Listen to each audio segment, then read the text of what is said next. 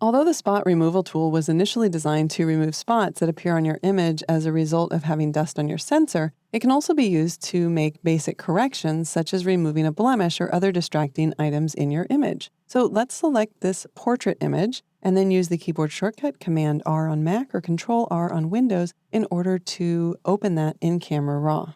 Now, as long as the spots that we're going to look at are small, they'll be easy to remove in Camera Raw. In order to select the spot removal brush, we can either select it from the tools or we can tap the B key. You'll notice that there are two types of spot removal. You can either use the heal or the clone. When you choose clone, Camera Raw will make an exact duplicate of one area and put it in another area. If you select heal, then instead of making an exact duplicate, Camera Raw will try to blend in the edges of the image so that it's not noticeable that you've actually made changes to the image. We're going to leave it on heal for right now, and you'll notice that when I position my cursor inside the image area, I have a very large brush right now. But before I start decreasing the size of the brush, watch what happens when I zoom in. As I zoom in, do you notice that the brush stays the same, which is a great feature because that way, if I use my spacebar and I scoot over, you can see that the brush is much smaller now relative to the zoom percentage. So if I had made a really small brush before I zoomed in, it would probably end up being too small. This is still a little too big though, so I will use the left bracket in order to decrease the brush size.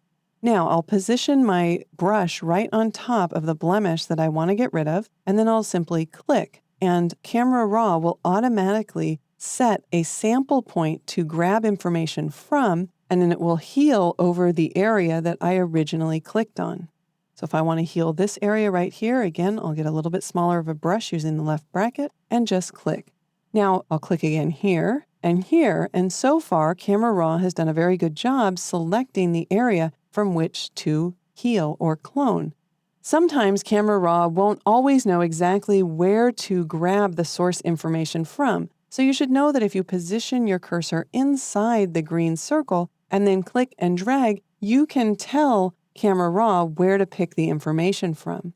You can also resize the spot after the fact by clicking and dragging on the edge of the spot to make it larger or make it smaller. And we can always go and click on any of the other spots that we've already drawn if we need to make a change to that area. All right, let's hold down the space bar and scoot over to the other side. We'll go ahead and remove this blemish as well.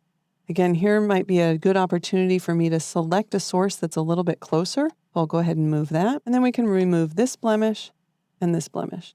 Now, not all of these spots are actually blemishes. Some of them were moles. So you'll also notice that we have the ability to change the opacity. So for example, if I wanted to just lessen this, if I wanted to make this a little bit less of a distracting element, but keep it there, I'll go ahead and click. You'll notice that Camera Raw will get rid of it 100% by default, but then I can change the opacity down and you can start to see that little mole or freckle showing through. So depending on the image and depending on the work that you're doing, that might be a good option.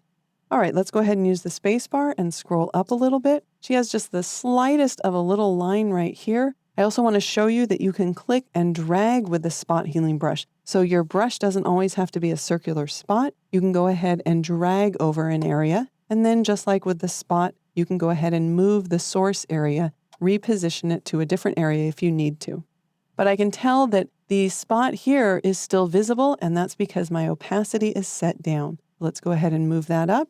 Tap the V key in order to hide the interface. Use the spacebar just to move up a little bit more. And then we can tap the P key to show a before and after using the preview. We can tap the V key again to bring back the interface. So the next time you have some dust on your sensor that is creating some spots, or you have simple blemishes that you want to get rid of or distracting elements in your image, give the spot removal tool a try. I think you'll find that you can avoid spending the time fixing small problems like this in Photoshop and just fix them right here in Camera Raw.